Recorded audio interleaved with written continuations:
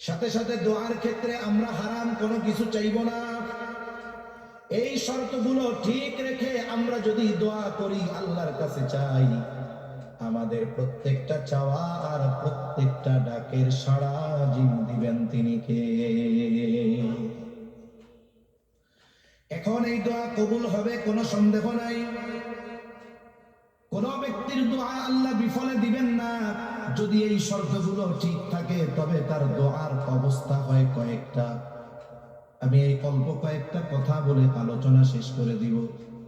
এক নম্বর, যখন বান্দা এই শর্তগুলো ঠিক রেখে একাগ্রতার সাথে আল্লাহ তাআলাকে ডাকে, বান্দা ওই মুহূর্তে যেটা চায় সাথে সাথে সেটা বান্দাকে আল্লাহ তাআলা দিয়ে দেয়। তাহলে দোয়ার প্রথম অবস্থা চাওয়া মাত্রই আল্লাহ তাআলা দিয়ে দেন। আপনার আমার জীবনে এইরকম অনেক ঘটনা ঘটেছে, কিন্তু আমি আপনি খেয়াল করি নাই বিষয়গুলো। যদি খেয়াল করতাম তাইলে অবনীত চিত্তে আল্লাহ তাআলার কৃতজ্ঞতা প্রকাশ করতাম। মনে করেন একজন ব্যক্তি, আপনাদের অঞ্চলগুলো একটু ঠান্ডা অঞ্চল, বেশি রাত হলে গাড়ি ঘোড়া চলে না, বেশি রাত হলে মানুষের চলাচল থাকে না। মনে করেন আরো ভিতরে যেখানে জনবসতি পাতলা, সন্ধ্যার একটু পরে গাড়ি চলাচল বন্ধ হয়ে যায়।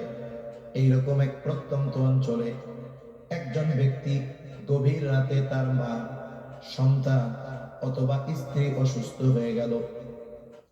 গভীর রাত, এলাকার কোন ডাক্তারের দোকান খোলা নাই, বাজার অনেক দূরে।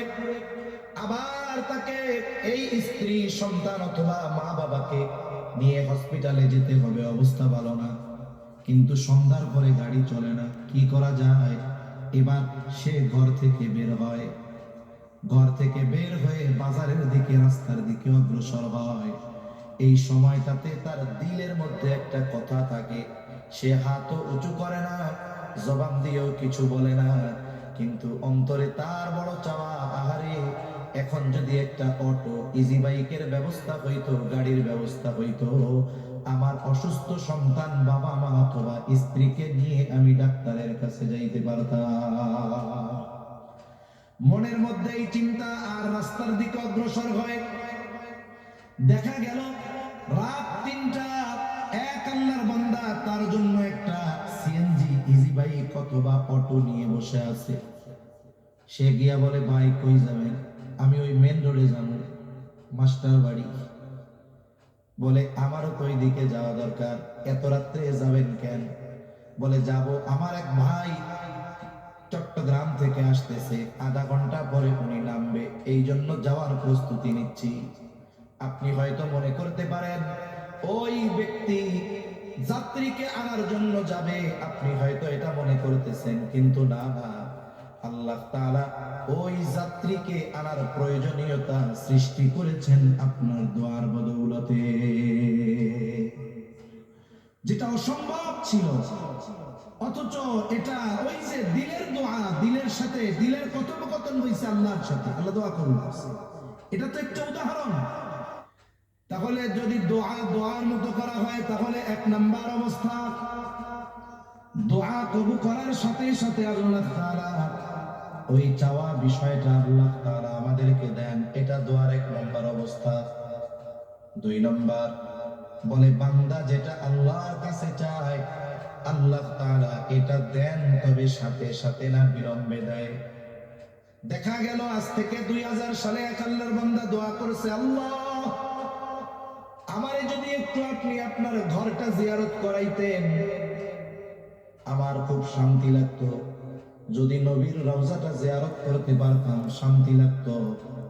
দোয়া করেছে ২০০০ সালে, আল্লাহ তাআলা ওই দোয়ার মাধ্যমে যেটা চেয়েছে সেটা তাকে দিয়েছে ২০২৪ সালে।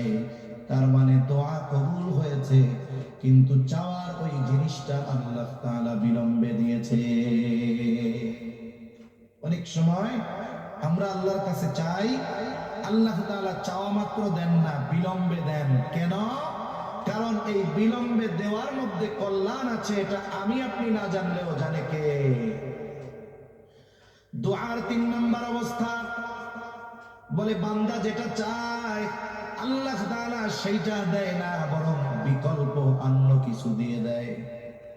যেমন এক যুবক তার বাবার কাছে বারবার বায়না ধরছে, আব্বু আমার একটা মোবাইল কিনে দেন। বাপ খুব সচেতন, এই মোবাইল যদি কিনে দেয় তাহলে শয়তান এমন ধোঁকা দিবে আমার ছেলেটারে ওয়াইলের মধ্যে নিয়ে ফেলাবে। ওয়াইলুন হলো জাহান্নামের একটা গর্তের নাম। আমার সন্তান পাপাচারে লিপ্ত হয়ে যাবে। সচেতন বাবা তখন বিকল্পটা বলে, বলে শোনো, তুমি চেয়েছো সময় হলে দিব, তবে এখন নয়, বরং আমি দেখেছি তোমার অন্য আরেকটা জিনিস প্রয়োজন। তুমি প্রতিদিন স্কুলে যাও, 3-4 কিলোমিটার হেঁটে যাও, যেহেতু কষ্ট হয়, মাঝে মধ্যে ইজি বাইক পাও না, দেরি হয়ে যায়, তাহলে যেহেতু রাস্তা নিরাপদ, আমি তোমাকে মোটর সাইকেল না দিয়া সুন্দর একটা সাইকেল কিনে দে। এই যে বান্দা আল্লাহর কাছে চাইলো, একটা অভিভাবক, সচেতন অভিভাবক কি করে জানে? মোবাইলের মধ্যে অনেক কিছু ভালো আছে, কিন্তু মোবাইল হইল ওই সেই মদের মতো, পাপ বেশি উপকার কম। মোবাইলের মধ্যে পাপ বেশি উপকার কম। বাপ বুঝতে পারছে এখন দিলে সব শেষ, তাইলে এইটা না দিয়া এমন একটা ওরে দেই যেটা ওর জন্য উপকার হবে।